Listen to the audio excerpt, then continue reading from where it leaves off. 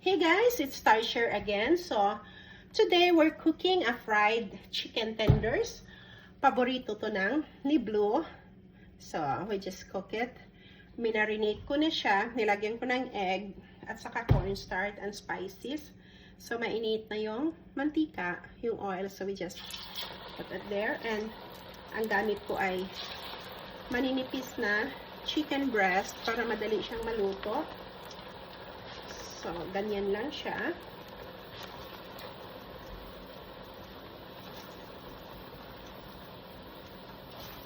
And yeah, i-repeat lang natin yung mamaya ng ganon din.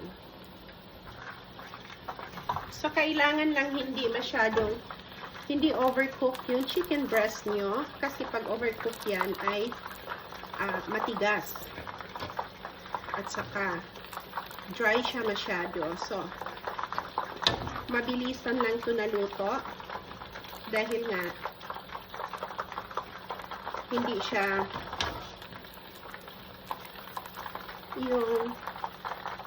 makapal. Ini-slice ko ng thin slice, kaya yan lang siya.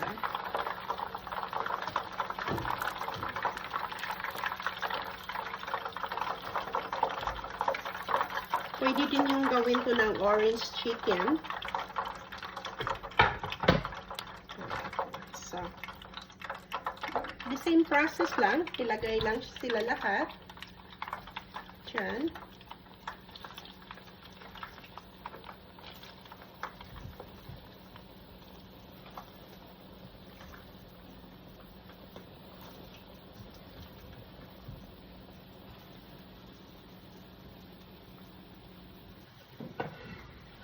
So, ito na yung chicken tenders natin. Oh, it's so delicious. That's what Baby Blue said. It's yummy, baby. Wow. Thank you so much for watching. See you in our next video. Bye for now.